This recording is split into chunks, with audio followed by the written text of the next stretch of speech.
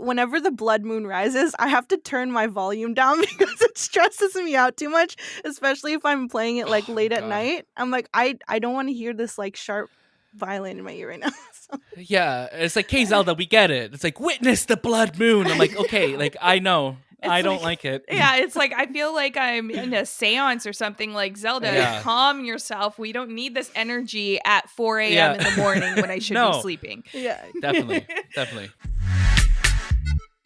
Hello and welcome to the movie podcast discussion of The Legend of Zelda Tears of the Kingdom. My name is Shahbaz, and of course today I am moderating this lovely panel with some of Hyrule's finest people. Of course, we have the OGs, the ones who have been here since the invention of video games, Daniel and Anthony. Daniel, how are you doing today? I am doing well, Shahbaz. Thank you for making me feel a lot older than I feel like any of us on this panel you turned a big age group this year, remember? You went to 300. I went to, minus 10 on that. So yeah, I did turn 30 this year. So yeah, but I feel, thank you very much, guys. We keep hearing about it, right?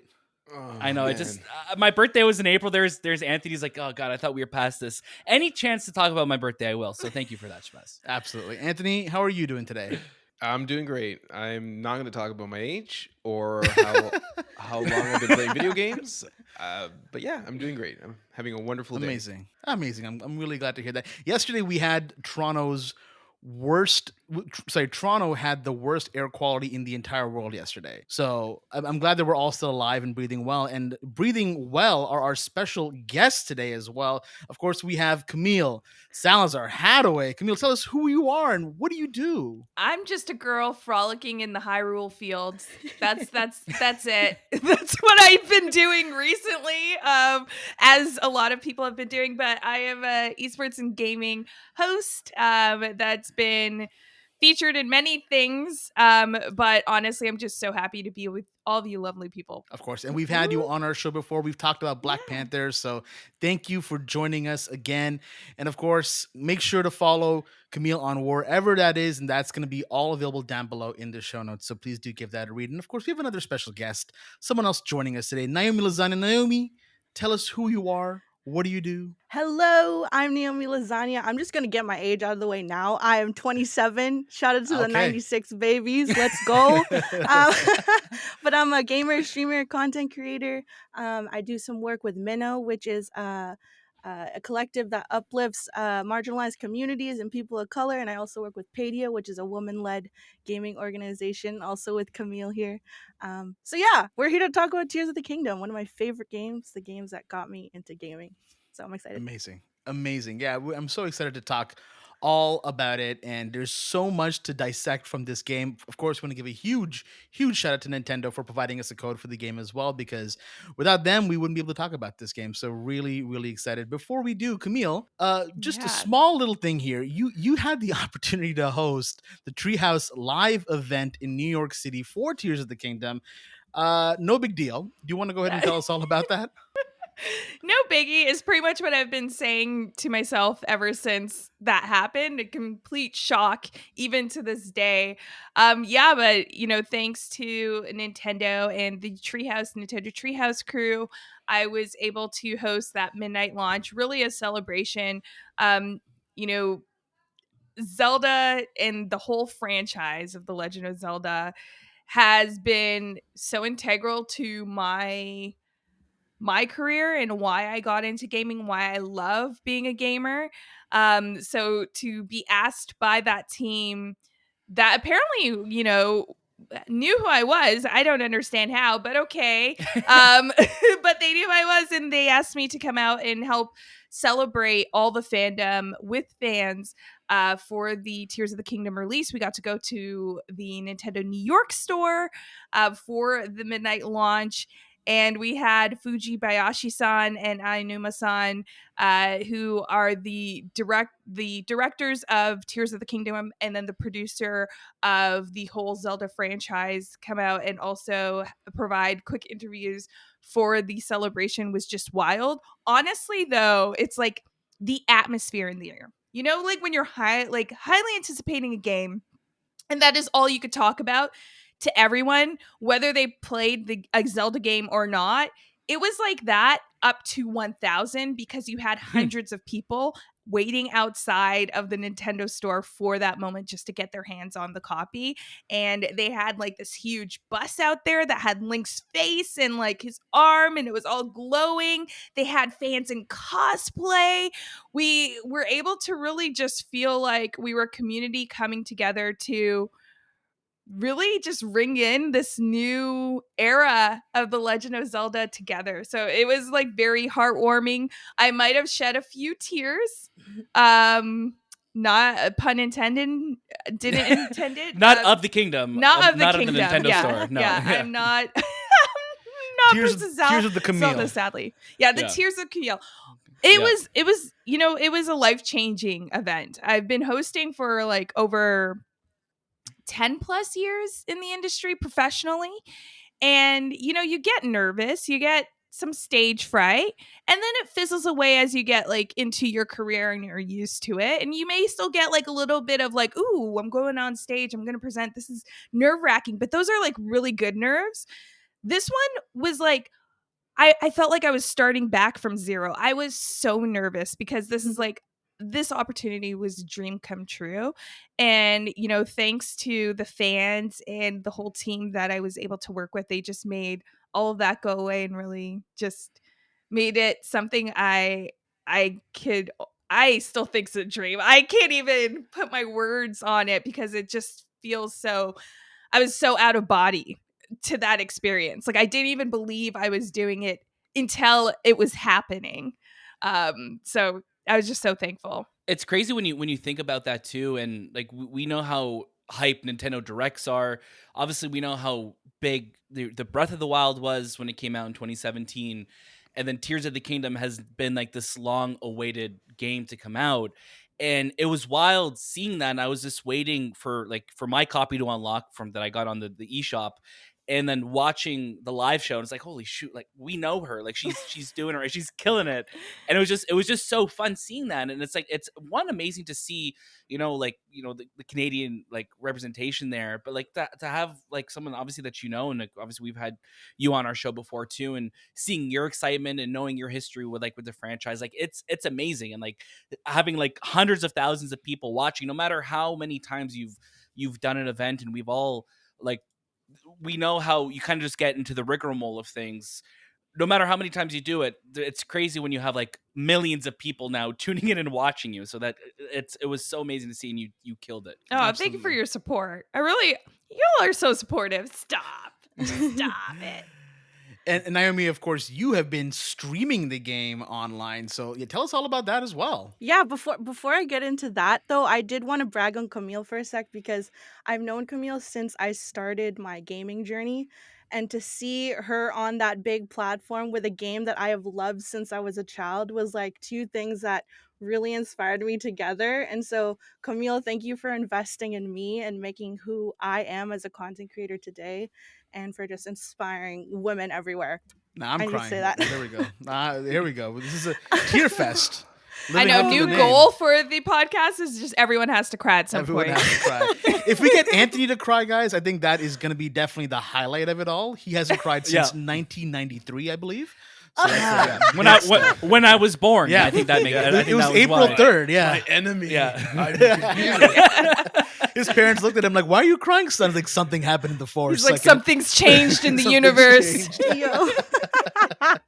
No, but that's amazing. And honestly, like just watching Camille on that stage and watching her just do it, it was like that Leo meme, just of us pointing like, "Oh, we know that. We know that person. What's going on here?" Like it was just crazy. It was that out of body experience, just seeing it. Exactly. So I wish you all could be there. Like that Nintendo store is just crazy. Like Unreal. There's so many things, and they had like a Link statue for Tears of the Kingdom there, like a life-size Link, and I'm just like, can I take this home? I wasn't able to, but it would be a carry-on. I did take. Yeah. It was a carry-on in my carry-on. Yeah, no.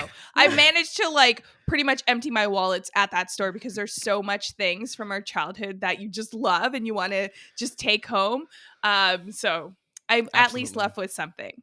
That's good. Absolutely. You left with a lot of Yeah. memories. And yes, Naomi, you were going to tell us all about your streaming experience with Tears. How's that been like? Yeah, so coming into this, I was like, you know what? I'm not gonna stream this game because, like I said, this game is so personal to me. It has so much sentimental value. Me and my siblings played it together growing up, and so it's like I don't want to stream it because then I have to pay attention to chat, and I want to be selfish and pay attention to the game for myself.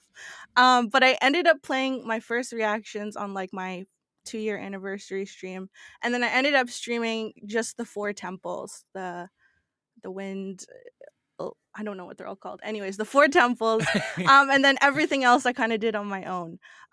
So it was nice to share that, but still have like time for myself to just enjoy it. I don't know if any of you feel the same way about that, but No, I was just gonna say, like, I completely know what you mean. Like, I am not an intense streamer like you are. Props to you, because that is a whole nother feat to accomplish, being a streamer, a consistent streamer. But I do stream occasionally, and I was like, no, this is yeah. for me. Yeah. And it's like, it kind of takes you back to when you were a kid, if it was the holidays and like you didn't have to go to school, you just sat on the couch and you played your favorite game, and it just completely lets you go into that world. That's the experience I wanted going into this, and that you had, Naomi, as well. So it's like I made that conscious effort. I was like, I'm not going to stream it. I'm going to like wait on sharing, my thoughts on the game, just because they're mine to cherish. And yeah, it's okay to be selfish, especially for games that you love. I love that. Thank you. Yeah, I absolutely agree. There's something about games like this that you've grown up with where you really just want to kind of keep it to yourself and you don't want to have that pressure of, okay, I have to finish it for my audience or somebody in a certain amount of time. Like, take the whole year if you need to finish this game, because there's a lot of stuff in it that why rush yourself? Enjoy the moments that you're having with them. But before we dive any further into this game, I just want to remind you who we are. We are the Movie Podcast, and of course, we have our special guests as well. All of our information will be available down below, but you can follow us on Twitter, TikTok, Instagram at the Movie Podcast. We drop new episodes and reviews and interviews all the time. You can join our Discord as well. We have great conversations that are happening in there about all things movies, and of course now we'll have all things games in there too, so please go ahead and join us. Now let's get into some topics about the game. Let's talk about the overall thoughts of the game, and I want to go ahead and start with Anthony. Actually, Anthony, tell us how has the experience been like with the game for you? Well, like my expectations, I'm going to start with my expectations, because it hasn't been a long time for me playing Zelda, because I started late. I started Breath of the Wild in, I think, during COVID, because it was that time period where a lot of people were, I think they were playing, what were the games that you were playing? Animal Crossing. Animal Crossing. And I'm Animal like, okay, Crossing, well, yeah. they spend so much time with their beats and With their turnips, We don't have man. any Whatever beats, it is. okay? There's no beats. And Turnips, They're turnips, turnips. bells. And our I'm cherries. a millionaire, by the way. Oh, so am I. Don't worry. We found Oh, all the yeah. hacks when the game came out, okay? So I guess I recently played this version of Zelda, and diving into Tears of the Kingdom, I'm like, what do I want more from this perfect game that I just played? Do I want more story? Do I want bigger battles? Do I want more discovery of dungeons and all these things? And truthfully, I didn't know what I wanted going into it. But what Nintendo gave us was not only like a step above Breath of the Wild in all aspects. It's changed the way gamers approach open world action adventure games. Truthfully, it's vehicle building, it's weapon crafting, it's the ability to like go through solid objects, it's recalling time. It's almost like you were in developer mode throughout this whole process of playing this game. But it's definitely revolutionizes the Zelda experience. It's literally outside of the box thinking. Like, that's the first thing that comes to mind. Even though the game is very similar to Breath of the Wild, it's not. And I remember early reviews saying it's not completely revolutionary, but it's more than a sequel. And now that we're 2 months in, you can see the way people play this game in completely unexpected ways, and how they are opening up their imagination to building things. I feel like that's a huge revolutionary, aspect of this game. It changed the way we now deal with our environments. It changes the way we deal with the objects that are around us. Like the amount of coding and development that went into this game to be able to take any type of object, glue it to something else, and make it work. Yeah. Taking shields and putting, fire blasters on it, and like taking rocks and putting a sword on it. Like what? Like the things that don't even make sense. You're able to build, and I was just thinking, like, who coded that? Like, how do you write code for these things? It's almost like magic. It is. But my initial reaction to this game was, God damn, this game is big. Like it's huge. And you feel it. Like the moment you dive off of Sky Island, you're diving for almost like a minute. You're just like flying down, and just like, holy, this is just the sky. I know, like, just to your point, Anthony, like, I feel like a lot of people were like, wait, so it's the same Hyrule? Because this is the first time you're getting a direct sequel to a Zelda game. So it was like that anticipation, like how you're talking about, like, why are you anticipating this game? You coming off that Breath of the Wild feel. But then it's like when you open that map and you're like, wait, you don't only have the sky, but you have underneath Hyrule as well, the depths. Blew my mind.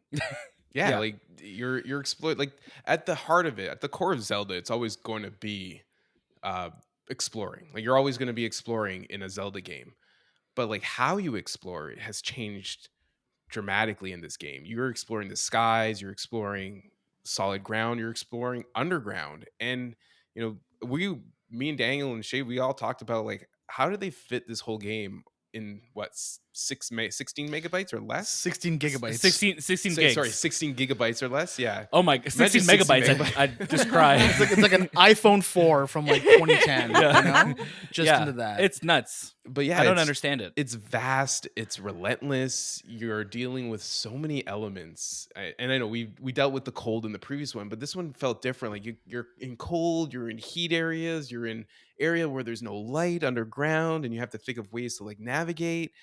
One area that comes to mind that my mind was blown was the journey to the Wind Temple boss, where you keep going up and up and up and up and endlessly. Like you can't fall, because if you fall, you got to start all the way from the beginning again. Yeah. And it's like, if I fall, how long am I falling for? Because you just felt like you just kept going higher and higher. But again, like this is all in a handheld device that is just in your hands, and it looks beautiful in OLED. Like being able to play it on a Switch OLED is fantastic. I played the previous Breath of the Wild on a Switch Lite, which isn't the biggest complaint was that the resolution of the Switch Lite, and it just didn't work for me. And now that I was able to play it on an OLED and really experience how it should have been played, it's beautiful. It's like such a beautiful game. There's so much things to do, and like the innovative bosses, like the Flux Construct, where it's continuously transforming and you don't know what to do and how to approach it, and each one of those constructs are different and they use a different ability. And man, you can see that the developers like Nintendo invest time into their games, and they're not just going to release a game without making sure that it's perfect. And I know that we've been waiting for it for so long, and I think there was a lot of people saying, when is it coming out? Like, just the world that we live in is so pushy. Okay, now. man, like, you could just say it was me. It's saying so that, pushy. Okay, It's like like, you I don't was have about to. to be You like, can name check me. Yeah, Daniel is that's very me. pushy. But I'm not. I'm just glad that the time went into like there's other than the hardware where we can't really control. Like the Switch is you can only do so much, but there's no bugs in this game that I experienced. Like I experienced fluid from one land style to another, to the sky, to underground. Like I didn't experience anything other than maybe a little bit of lag with huge battles. But beautiful story. Like I think the story is fantastic, and yeah, I can't say enough about it. Absolutely. Camille, yeah, please go ahead. Well, I was just gonna add, like you mentioned, like how did they develop this game like on 16 gigs and have all these open that you could explore in all these different ways, in a sense that it's a little bit overwhelming, but in the best way possible, where you know that there's endless possibilities to how you traverse through these really 3 levels of Hyrule, right? But to think that Tears of the Kingdom started as a DLC thought process from the team that worked on Breath of the Wild, and they're like, yeah, we're just going to create this DLC, and then it just started to grow and grow bigger than that. I think a lot of people were very curious before getting their hands on the game, is like, okay, well, how will you be able to make it feel different, as you said, Anthony? Because it's like, it's the same, but it's not. Like, it's really hard to put a word to describing that difference, even though you did a lovely job of describing that. It just makes you want to jump through the Sky Islands to then down to Hyrule into, the depths. I actually tried to do that to see if I'd not fall and try to make that traversal all the way down. Did not succeed. Let me know if you did. But it's like, it just makes you want to just jump into these possibilities of how to rethink your thought process of going about a regular Zelda game.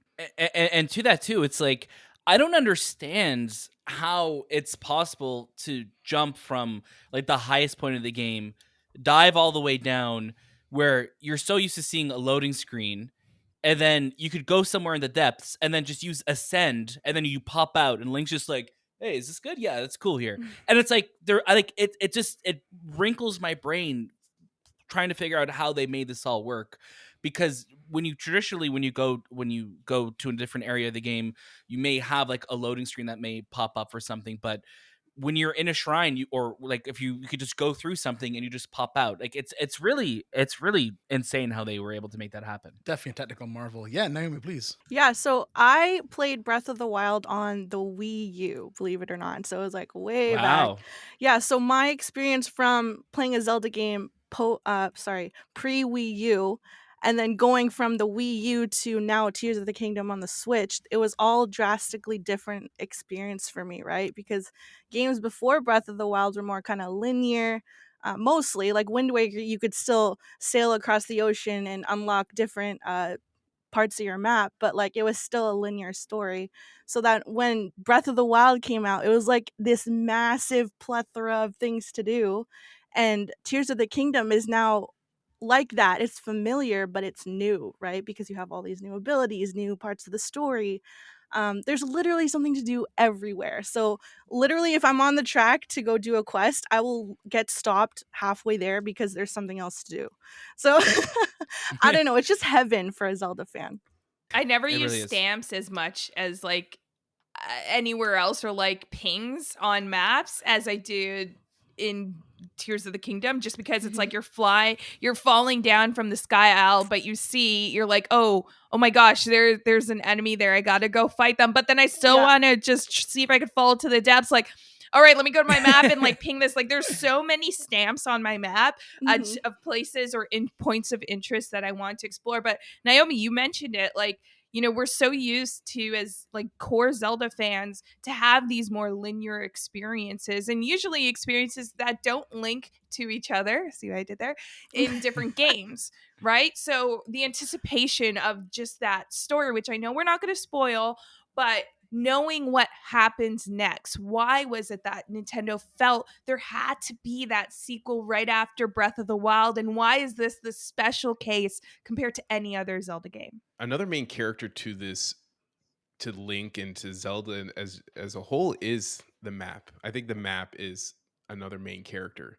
I remember when I fell all the way down to the ground and I started my journey. I was shirtless. I had shirt and maybe like some pants on, and I trekked to Bito Village, which again I didn't know it was cold there at that time, and here I am shirtless with my pants and I'm going up this mountain. I'm like, oh shit. I don't think I can make it. And slowly I'm like, I don't have enough of these peppers to keep me warm. And here I am in a battle fight. I'm like, oh, I should have prepared more. And it's like, it's a game where you just like, you can't expect what you don't know. Like it's very unexpected. Things can change at any moment. Like even the weather, this whole thing is a huge character on its own, this map. But it's like that, right? It's like, will I make it? Like that is also the driving force that I think really makes us as fans go in and want to explore more, because it's like, oh, Link may be shirtless, but going into this very cold Rito environment, but I may be able to make it have 5 spicy peppers. Like, let's just see if this could work.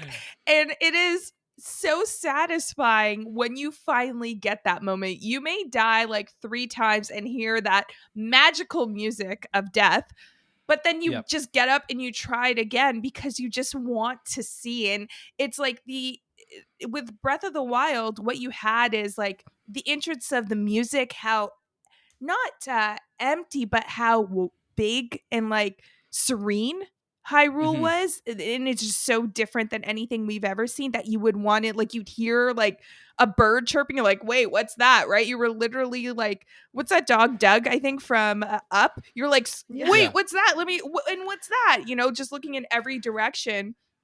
And with Tears of the Kingdom, you have that, but it's amplified because of these new experiences that you're going through. Because, like, yeah, the spicy peppers, it was real. Trying to find any armor, trying to find anything that would keep you warm from the start of it, because there's so much world to explore. You want to jump into these little crevices or villages. It's like you will try it even though you know you're not fully prepared. I'm getting so amped listening to you talk. I'm like, yes, everything you said. Now, Naomi, you did mention that you played Breath of the Wild on the Wii U, but right now, how has your experience and overall thoughts for Tears of the Kingdom been playing on the Switch, but just overall in general? You know what? So, like, going into Breath of the Wild, I know there were a lot of people complaining about how it's deviant from like old Zelda games. It's not the same, blah blah blah blah. I'm one of the fans who just really really enjoys Zelda for what it is and whatever comes with it. And so, with this new Tears of the Kingdom game, I really had no complaints. I'm a simple gal. You give me Zelda, I play it. And I remember I streamed the first temple that I did, which was the Wind Temple. And after you beat it, there's like a cutscene that you see with Tulin, and I just remember getting so emotional. My brother was in the chat with me, and I was like, guys, don't make fun of me, but like I'm so emotional right now. And it's because like all of these different feelings that I've experienced while playing this game, whether it be the music, that the OST that helped me through some tough times, or like the story, or just the times I had with my family, all those special moments. So if you ask me, it's a 10 out of 10 game, and I have no complaints. Well, that's all the time we have then. I mean, the 10 out of 10 game. We're good. Thank you guys so much for joining us today. We're good to move on now. Daniel, what about yourself? How has this whole experience of the game been for you? It's been great. I feel like with Tears of the Kingdom, I'm playing it so differently than I approach Breath of the Wild, and I feel because I knew what to expect more, I guess, going into this one, where I thought I did, because Breath of the Wild was such a departure from what Zelda was before. And when I was playing Breath of the Wild, I felt like I had to go through all those big story moments. And it wasn't until after I beat the main story, I started doing all those side stories, where this time for me, I've been doing everything except the main quests of the game. And just that's because the side stories are just so interesting and you get so distracted. And Cam was so right. Like every little thing, like I'll like right now, I've just been like, okay, I need to find all these stables, but I have to find all the stables because I want to upgrade my armor, and I need to upgrade my armor. And the way to do that is because I need to find these fairies, or the great fairies. And I know this sounds like craziness probably to you, Shade. Like, it feels like I'm just making this all up right now, but like, you have all of these like objectives, but every objective that you get leads you on all these other quests. And then while you're on these other quests, you're experiencing everything else that's going around you. And then you'll see a shrine and you're like, okay, I'm going to go do that shrine. And then you finish the shrine and you're like, oh wait, I have enough shrine, like of the, I guess the vessels to upgrade my heart container. And then I go upgrade my heart container and I'm like, on the way to that, I get distracted and I get pulled to go do something else. And I love that. And I love that I just feel like I just been living in this world, exploring and really making this the most personal Zelda experience that I've ever had. And as someone who's been playing them, since Ocarina of Time and, Wind Waker and Twilight Princess, which was like my favorite for such a long time, it's wild going into this game and just being like, yeah, Zelda, like, trust me, like, I love you. I'm going to come for you. Don't worry. We're going to figure out what's going on here. But I need to, I want to upgrade my gliding suit. And now I'm gliding around Hyrule with a suit, and I could fall down and, not have fall damage because, I've been going on all of these like quests to do that. But it's just been so much fun exploring everything. And, I wish I haven't done as much of the depths as I would like. It's kind of scary down there. I'm not going to lie to you. So I'll make my way eventually. But, Anthony was talking about, doing, the wind temple, and temples coming back to this game was like, it was a big deal because we really didn't have that in Breath of the Wild. We had more shrines than anything, but, going up to that temple and climbing up there felt like such an accomplishment because you really were traversing higher and higher and higher. And then obviously we've spoken how much this of a technical achievement this game is, but then you're doing these battles and this world is so big, and just getting lost in like these new mechanics, right? And I thought, like, when I first started playing, I'm like, oh, I'm gonna miss having these abilities on my Sheikah Slate. And then now thinking about Breath of the Wild, I'm like, that game feels so vanilla now compared to what you could do with this game, and fusing and ascending and recalling time. And I just been making these like absolute, weapons of war with like these wheels and like these lasers and like these fire emitters, and then like I am just building these and then letting them go on with whoever I'm fighting. And I feel so bad for all these bokoblins that are coming my way, but I just feel like I am just like a god of war now in Legend of Zelda. Like, get out of the way. It's just, but that's what's so amazing, is that there's so much room just to discover and explore and just get lost in that. And it's like, oh yeah, there's also an amazing story that you will go through. But yeah, it's incredible. Like, I'm just so absolutely like lost in this world. And even as we're talking about and hearing what you guys have all experienced, I'm like, I just want to, you guys mind if I start playing while you guys talk as well? Like, it's amazing. It's amazing.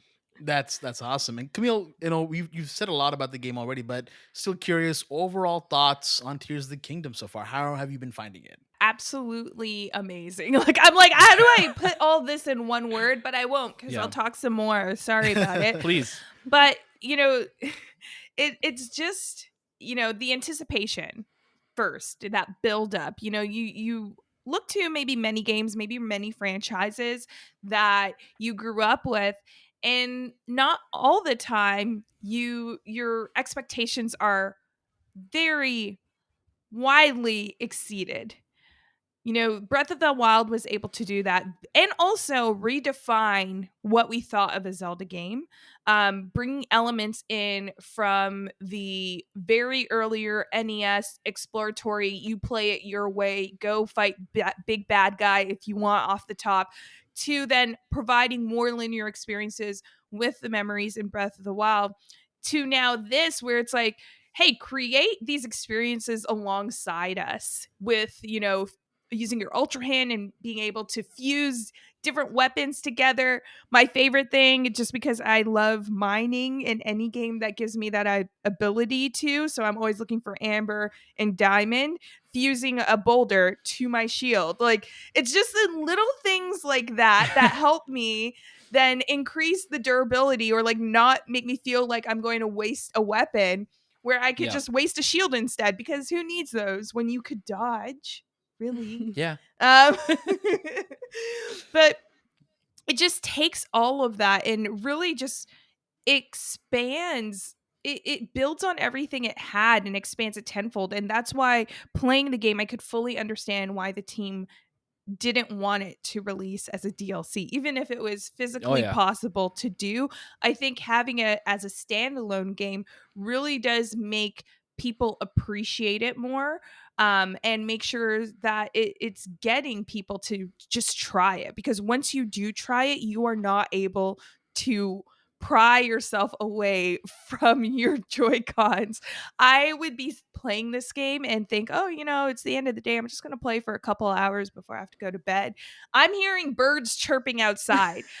I'm a full-grown adult, okay? And I know what gaming within reason is, and I know how to limit myself, but it's been a really long time since like my childhood days that I've had that feeling of like, oh, I'm really lost in this world because I feel like it's all like I have the ability, all the tools and the abilities that I need to fully explore every Yeah. little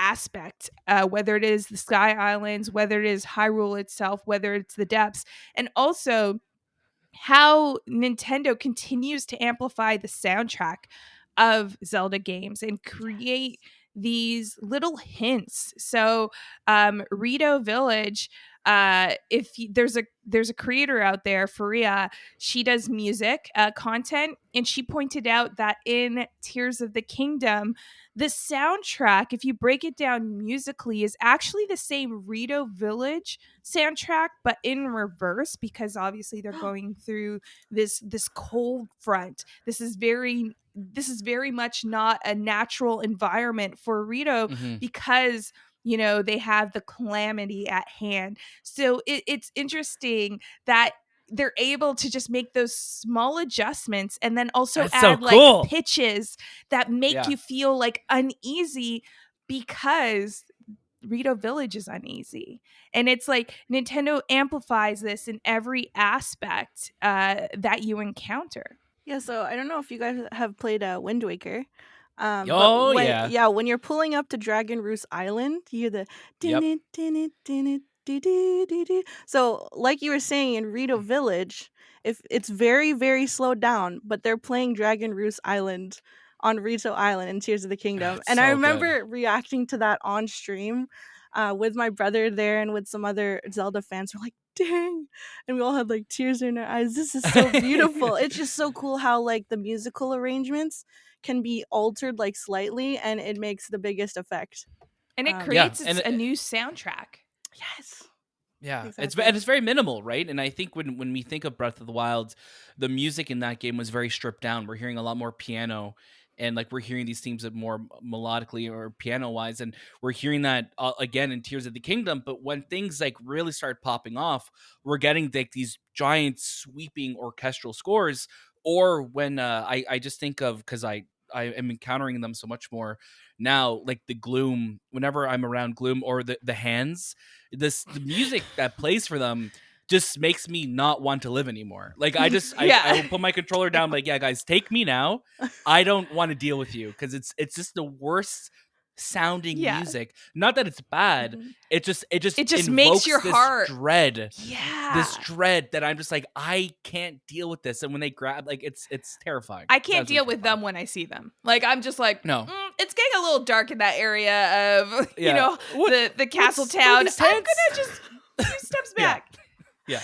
Also, much. admittedly, whenever the blood moon rises, I have to turn my volume down because it stresses me out too much, especially if I'm playing it like Oh, late at God. night. I'm like, I don't want to hear this like sharp violin in my ear right now. So- Yeah, it's like, hey, Zelda, we get it. It's like, witness the blood moon. I'm like, okay, like, I know. I don't like it. Yeah, it's like I feel like I'm in a seance or something. Like Zelda, Yeah. calm yourself. We don't need this energy at 4 a.m. Yeah. in the morning when I should No. be sleeping. yeah. Definitely. But it's like those moments that really just make you like so invested in this world. And then another aspect of that is the characters.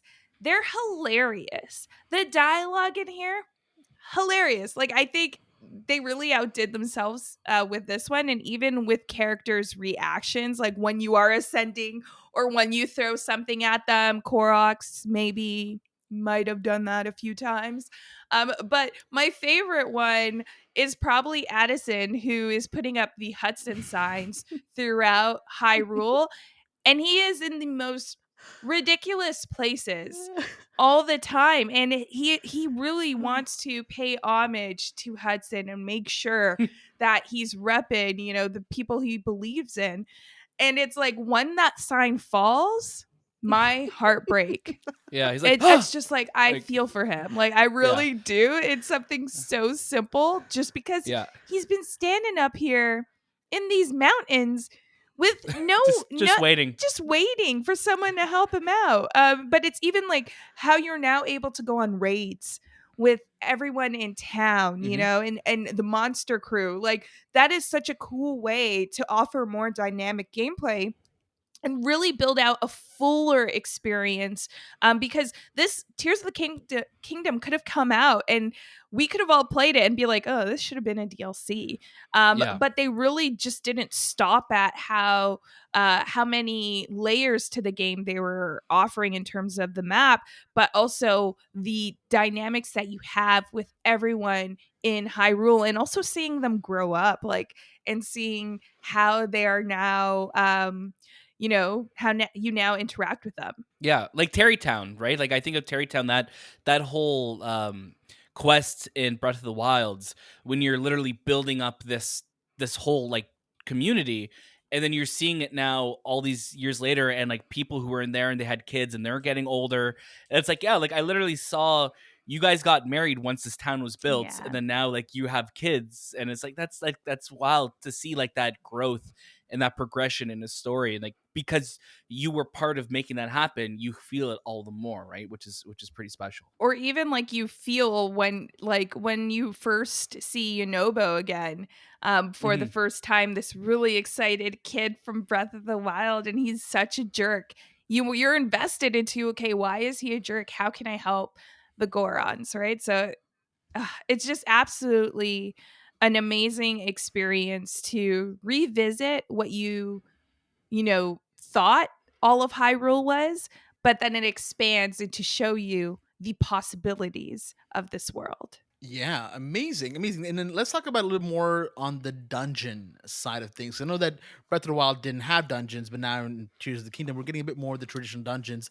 How have you been finding that? And Anthony, let's go ahead and start with you. They're challenging, you know. Like, Okay, good, we're good then. All right. I've died quite a bit. They're yeah, like, but like that's what you expect. Like you want that from a Zelda game because dungeons are challenging from the beginning to now. Every dungeon that you experience in a Zelda game should be making you think and double check your steps and yeah, like what it's nice to see that it's not just a game because there's so many different personalities this game has, and you can go like, oh, it's cute because you got like your horse and you go down and you just live with the people and you can do all these cool things. But then there's like some really serious moments and very dire moments where you're stuck in and you're just like, man, how do I get out of here? Or how can Link use his skills to get him through this? And yeah, like it's an interesting game in that aspect. And when it comes to those dungeons, it's like, well, what can I use that I have on me? All these abilities, all these powers, and get me across and complete this thing. I feel like I've tried to break the game as many times as I can, but I feel like Nintendo wants us to do that. Like I think of the Fire Temple, and like there's a really elaborate like cart system, like Donkey Kong Country style, like mine cart setup going on, and I'm like, yeah, I don't want to do that. I don't want to figure this out. So I would just like climb up and like glide or like ascend and go to a certain area, and like that's all okay. And I think that's what's really cool about it, is that there's not one way of doing something. There's so many ways of doing it, and the way that you figure it out to do is the right way for you to do it. Yeah, the Fire Temple, I think, was one that's getting there was a little frustrating because it was so dark, and again, it was scary. Like that, not a fan of that.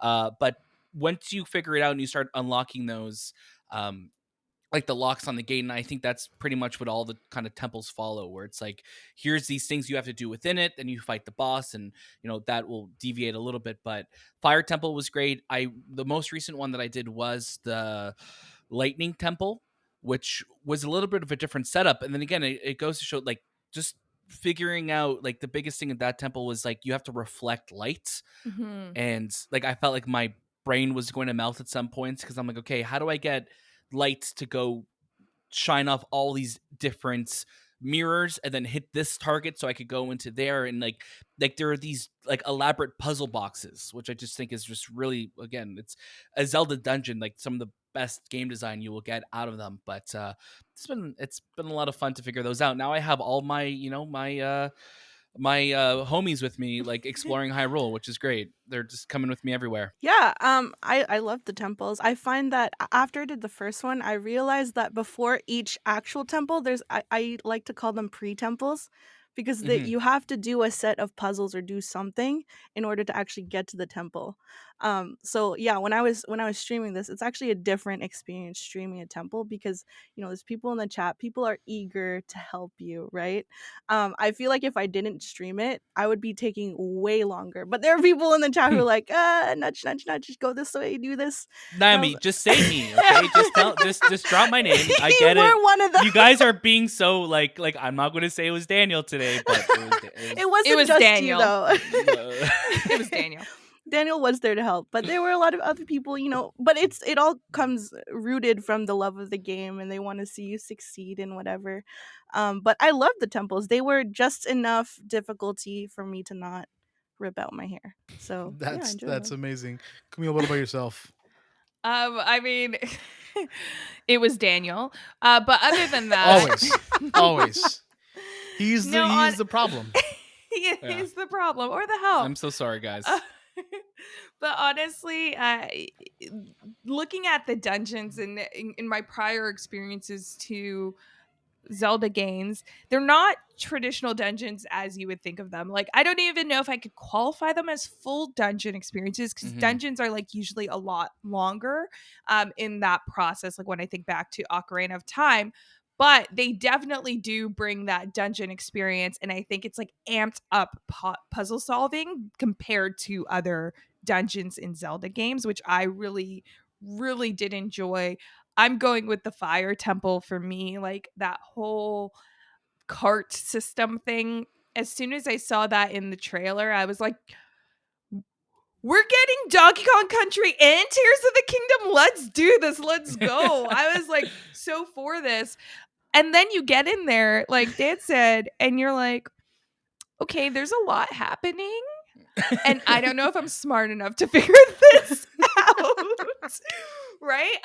But I actually enjoyed trying to reroute the cards, trying to figure out how to unlock certain areas of the cards or have them reach new levels within that temple as well, because it's like that for me, that temple was that point. And I'm doing it chronologically, so I don't. Was that the second temple you all did? I'm guessing, I did the or like last. one of the first. It was the third one I did for me. So I Okay. did Rita, I did Wind Temple, and then I did Zora. So I did the water. Yeah. Then I did fire, and then lightning. Oh my gosh, the Rita temple. Anthony, how about you? Yeah. Did you do them about the first? I did the wind as well first. Okay. Just okay. Yeah. because that's I kind of like went by the objective map in my book, and I'm like, okay, let me go to the wind. Yeah. And then not Okay, that's knowing fair. what I was getting into. Yeah. So for myself, yeah. Well, the wind temple, I did do first, and then it was the fire temple that was my second temple for me. But what I found is like the wind, another great temple, because you have to jump on these boats higher up. You could kind of go Yeah. through that without using any of your new abilities. You could go through that traditionally how you would go through a Breath of the Wild experience. But for the fire temple, it really brought in the Tears of the Kingdom experience for me. And I think that's why I love that temple much more, because you're fusing these carts together. You have to put fans on their backs and like make sure that they are going the direction you want.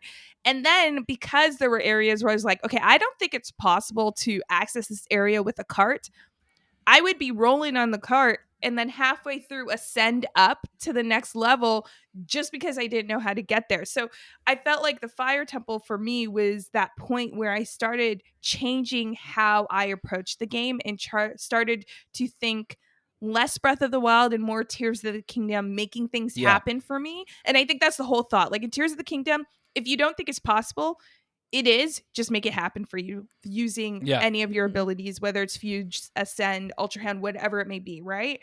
So for Fire Temple, that was that point where it just clicked for me, and I think that's why I loved it. And also, I'm a huge fan of the Gorons. I love Gorons. So I think that's why I also really appreciated this temple. Love it. And then you just hinted to what our next area is going to be. We're going to be talking about some of these abilities that we have here in this game. So you have Fuse, Ascend, Reverse Time, Ultra Hand, Auto Build. Like there's so many great ones. And I'm curious, any fun stories, any really weird builds, anything kind of that's kind of come out of that you're like, I can't believe I just did this, because the internet, once this game dropped, was just flooded with the most insane things possible. So Naomi, I'd love to start with you to see kind of what you've had with this game. What weapons of mass destruction are you creating? Well, did you guys know, for those of you who play, did you know that those like falling blocks from the sky you can use recall on to bring you up? Yeah. Yeah, that's so dope. I just found that out like unreal. last week. Yeah. When I first started playing, I did find myself missing I forgot what it's called in Breath of the Wild, but the metal one.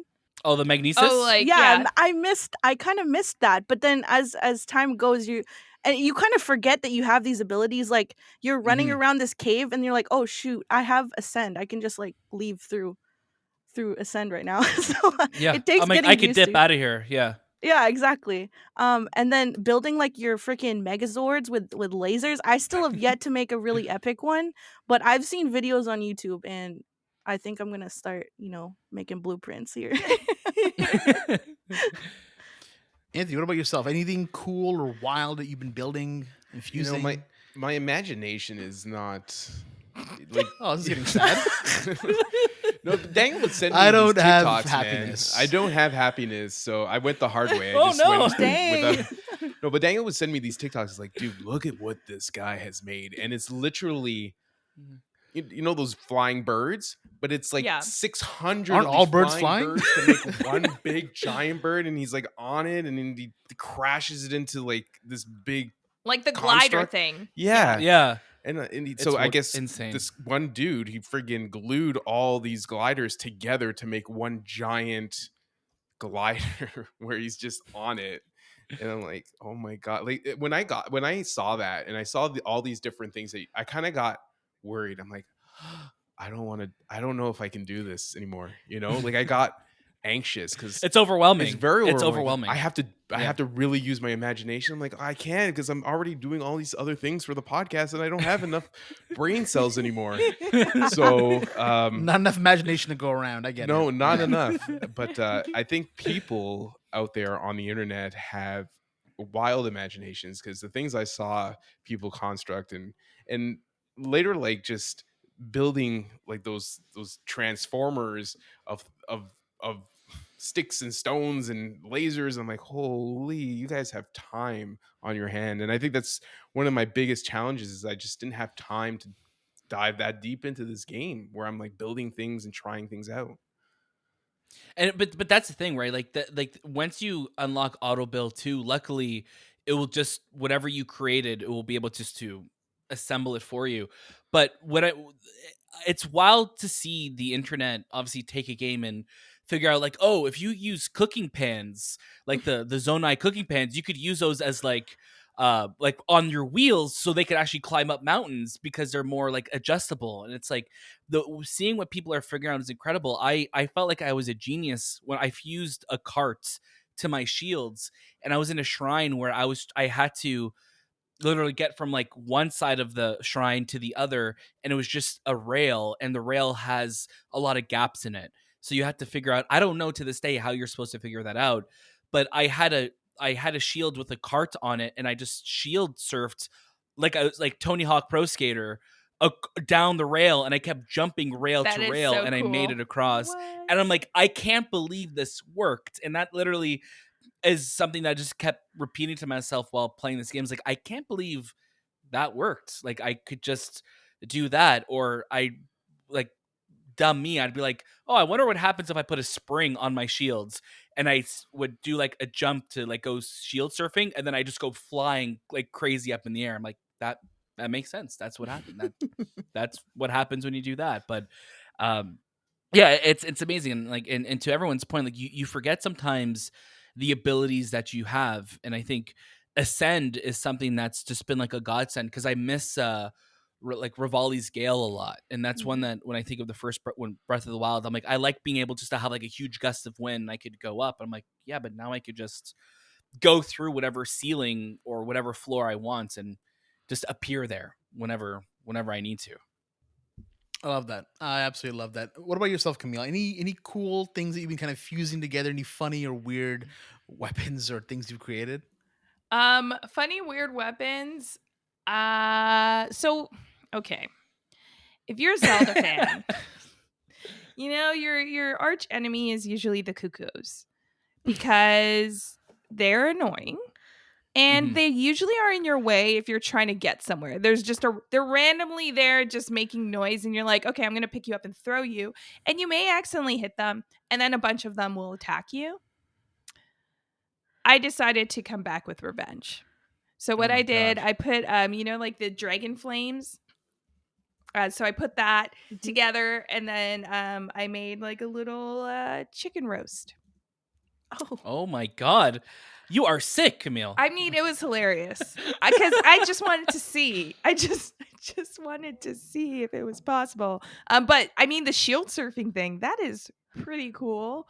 That's To right, do right? that, I'm so mad I didn't think of that, and like I feel like I need to go and do that like right now. Absolutely. Naomi, please. So the Horriblins, the ones that are usually in the caves, it's funny because the weapons that they use, they fuse two base weapons together usually. So you'll find like a Traveler's Claymore, or like a Traveler's Spear. Like literally when you pick it up, it'll say double because they Yeah. fuse them double together, and I just find that so hilarious that you can do that with But anything. that's exactly, I think, on the same level as them, because that's exactly the first thing I did. I'm like, can I fuse two claymores together? Like, is this possible? Two spears? And it is. And it's like, even though I may be like Anthony and may not have that imagination to run wild in Hyrule, I love seeing also everyone else's creations. And like, it reminds me of Breath of the Wild and how we were still seeing clips of that game of people reaching new heights. Literally, this guy like was able to get to the very top of the map and there was a Korok seed waiting for him. So it's like it's great that we're going to be getting so much content of these creations, like the mechs. Someone created a really big like this, it's pretty much like a manufacturing of like roasted chicken where it like you put the chicken in and then it goes through these wheels that act as like what do you call it, Like a rotisserie? no, it acts as like, it's literally like a conveyor belt. So like you Oh, put wow. the chicken on the conveyor belt, it goes into like this box, and then it creates a rotisserie chicken and it comes out through the other side. I'm like, we need to open up some manufacturers in Hyrule because this is just crazy. The business opportunity, everyone would be paying rupees for this. Like, it's so easy. We need a chicken stop in Hyrule for sure. Yeah, exactly. So I think for obvious reasons, Fuse for me, as I mentioned, is probably my favorite ability to use. However, I do like recall as well. So aside from recalling these rocks that fall from the Sky Islands, what I do like is recalling Bokoblin stones that they throw at me, which you could do. Like any enemies that throw things at you, just recall it back to them. They look really dumb once you do that, and it makes you feel so much better. It's true. Yeah, I think Fuse for me, that's one that I've used it a lot, obviously, for making like random things in Hyrule, but I've been really starting to use it more on my weapons. So I'm like, man, I need to get some better weapons in this game. But I have so many of these like weird and unique parts that I've gotten from defeating enemies. So I've just been fusing them to some of my different like claymores and swords, and now I have like items that do like 90 damage. And it was like, oh, you were just like a lame like sword before. Now you like spit fire, or you're like you have a diamond at the end of you and you just do so much more damage that way. It's really cool.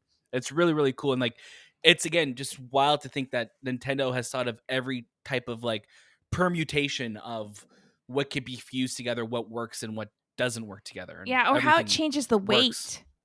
Yeah. Like It's weird. when you're trying to get rock roast in these like these little carts, the mining carts, and then you're like, okay, I'm gonna put like 5 rock roast in here. Nuh-uh. You can't lift that onto the track.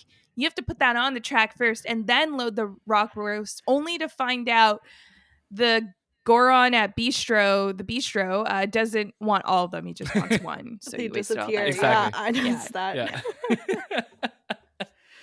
You know, we could talk about this game for hours, and I want to thank you all so much because we just hit about an hour of recording right now, and time literally has flown by. It's been Yeah. such an absolute blast. So before we kind of wrap things up, I do want to get some final thoughts on the game. I would love to start where I started before with Anthony. Anthony, please let us know your final thoughts on this game. You know, I haven't finished this game yet, but I'm enjoying my time with it. I don't know when I'll finish this. This is a game that it's so different in the way you approach it. It's not like I need to finish it right away because there is no way of finishing it right away. You really have to take time out of your week and your month and to really put into it. So I will continue to play, Tears of the Kingdom, and I will one day finish it. But I'm just in love with whatever I'm experiencing right now, and I can't wait to get to the end and you know talk about that because I don't even know how this game ends yet, man. I know there's certain aspects that I'm looking forward to, when we won't dive into those yet, and no spoilers, but I am excited, and I truly wonder if this is the next version of Zelda will be different. How they can improve on things. I think battle wise, I wish it was different. I wish for Link and his mannerisms and all the things that he can do. I feel like he should be able to do backflips and maybe like be a little bit more Yeah, graceful. bring back the backflip. Twilight Princess had that where you could like jump backwards and Yeah, like, the I don't know, or like- like do like a dodge roll. Like you could. Can you jump backwards in this I game now? feel Now like I'm- you can. You can flip backwards when you Yeah. die. Yeah, you can flip backwards, but like I wish there was like in like I and like Wind Waker and stuff too. Like there was like a dodge where you like roll Yes. around them. Yeah, and, like, yeah, hit yeah, behind. but like, but more of a graceful parry. feel. I just feel like Yeah. if I'm Link at this point in time, because we've had so many versions of Link, I wish I can feel more fluid. I don't feel that yet, and I think that was Yeah. one of the complaints even till to today. It's like the battle system hasn't improved. It's very static and it's very sticky at points. So, and especially with the camera movement and how your camera kind of follows you. But yeah, I'm enjoying my time with it. I think it's one of the best games of the year, and we'll see where it lands at the end of the year. Love it. Naomi, what about yourself? Oh man, you already know how much I love this game, but I am savoring every single moment. I haven't actually beat the actual story. I'm making sure I do all the side quests and shrine stuff. And I think my favorite part about this game is that I've been able to connect with so many people and share our love with the game and Zelda as a whole together with streaming it and also just sharing about it because I know how sentimental it is to me and how much that game means to other people. And so there's beauty in sharing those experiences with one another as much as there's like the mechanics of the fighting and the temples and all those things that people can debate about. I think at the core of it, it's the love of the game and the community that brings everybody together, and that's my favorite aspect. And so I'm really enjoying it, and I'm gonna keep trudging along with the game. We're excited. We're excited to seeing you keep streaming this game and hopefully one day beat it as well. We're very excited One for day, that. one day. And Camille, what about yourself? There's lots of games I think that come out, and we're just really quick as gamers to get in because we know there's another game that's waiting on our backlog, or there's another game that's coming out. But there are those games that you never want to leave, and this game, The Legend of Zelda: Tears of the Kingdom, is one of them. From when you turn on the game, you're reminded of that beautiful soundtrack of Breath of the Wild that now is more eerie because of the calamity and makes you want to understand what happened to Hyrule. Why are we seeing the Sky Islands? Why are we exploring the depths? And how does this bring, the people of Hyrule together? And that will make you want to explore every aspect, not just the story, but get to know the people. Please get to know Addison. Help him with his signs. Help put up his signs. He'll reward you, because every time you explore something new, you're either rewarded by items from individuals that you're helping in Hyrule, or story like quests that you're completing, or just based on feeling good. You reward yourself because you finally were able to complete a puzzle that was really weighing down on you, and as you were trying to figure out, and instead of being something that turns you away from the game, it becomes a challenge that you look forward to. So spend time with the game, make sure that you are not rushing through the game, and really you'll find a beautiful experience that has you fully explore Hyrule as we've never done before. That's amazing. Daniel, what about yourself? Last but not least. Yeah, I feel like Lisa, I mean, after following Camille and Naomi, like you guys just poured your heart and soul out. No, I mean, like, what more can we say? We've spoken about an hour now about this game, and we didn't even touch on the story and like the more emotional moments. We're talking about our story that we've been telling out in the world playing this game, and like Naomi said, like just I'm savoring every little bit of this game. I want to go explore every nook and cranny of Hyrule. I want to see everything that there is. I want to put every sign up. I want to visit every stable. I want to get my pony points. I want to see everything that this game has to offer, because there's so much to it. And like just how Breath of the Wild changed how I thought about, what video games could be, so did Tears of the Kingdom. And here we are now 6 years later. I didn't think I'd be able to have my mind blown by a Zelda again, but here we are. And I shouldn't be surprised anymore, but Nintendo finds a way to keep surprising me and to keep putting out these experiences that really change the way I think about what a video game could be. And I'm just having so much fun. And I think that's the biggest thing. It's like I'm just having so much fun figuring it out on my own, or just getting lost and just getting sidetracked. And that's where the most fun moments in this game you're going to have is you're going to set out on an objective, but you're going to get pulled in every other direction, and just embrace that. Drop a little thing on your map and be like, yeah, I'm going to come back to this later, but just kind of go explore. And I think that's the most that you can do in this, is just have fun and explore.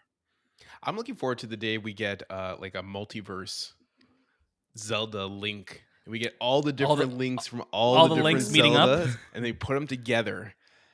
Oh shoot! Like Spider-Verse, we get Linkverse. Yeah. Linkverse. and you know what? One day I hope to play as Zelda too. Like I think a game that's always had Zelda. Growing up, I always thought Zelda was Link, because when you played Zelda for the first time on the NES, you're like, okay, that's the character, but I never understood, oh, she's the princess. But yeah, I would love to play as Zelda for the first time in one of these adventures and make it actually about her and her adventure. And there might be one maybe on a Game Boy or Game Boy Advance, or there's so many different Zelda games, but I would love to play her in one of these adventures. I hope either if it's like if they decide to do an expansion like they had, like Breath of the Wild had a whole expansion, but yeah, I remember when this game was coming out, like there were like those rumors. I'm like, oh, maybe we were playing as Zelda at some point. I really hope we get to play as Zelda too, because like she's great in this game. There's so much to her, and especially, again, we won't go to spoiler territory, but as we've seen in a lot of the memories, there's a lot going on there. So I think there's a lot of opportunities to tell some cool stories there. Absolutely. Again, thank you all so much today for joining us. Before we kind of sign off, I want to thank our special guests, Naomi and Camille, for joining us today. And I do want to give you some time as well to plug where people can find you, where people can know you, and all of that lovely stuff. So, Camille, please let us know where everyone on the movie podcast side of things can kind of find you. You could find me listening to the movie podcast. I love listening to you guys. It's a good answer. I love it. But you could also find me on all the socials at This Is Camco. I have things going on all the time, so that is the best way to know what I have coming up next. And there may be more gaming breaking news. Things coming. There's things coming. Love There's it. things happening, so stay tuned. And honestly, just say hi. If you send me tweet me a Zelda meme, I will probably respond. Love it. Love it. to Zelda know. memes are the way to So your heart. good. We love that. Yes. Very Naomi, much so. please tell us as well. Yes, Naomi Lasagna on Instagram, Twitter, TikTok, Twitch. And you can also see the work I do with Minnow at We Are Minnow, MYNNO, and Padia Gaming on all those platforms. Naomi, I have an idea for you here, really quickly. You are already on Twitch. You're already live streaming. Can you live stream yourself making lasagna one day, like just to kind of really make it full circle? Yes. Perfect. Cooking stream has been on my radar for so long. I just never got the chance to do it. But you can only make 100%.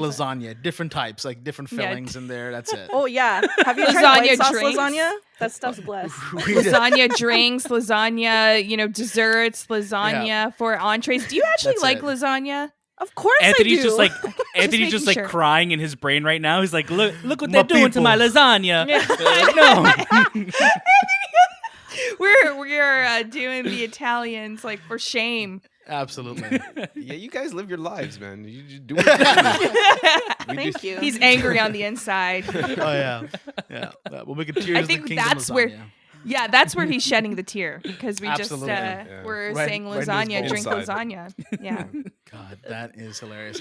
Well, again, thank you all so much for joining us. Of course, we're the Movie Podcast. You can follow us at the Movie Podcast on Instagram, Twitter, TikTok, and anywhere else you can see us. You can follow us on YouTube, subscribe, give us a thumbs up. Any podcast app you're listening to us on, you can leave a comment, and we love reading those as well. So thank you so much for joining us on our Tears of the Kingdom discussion. Again, that was This Time with the Movie Podcast. We'll see you next.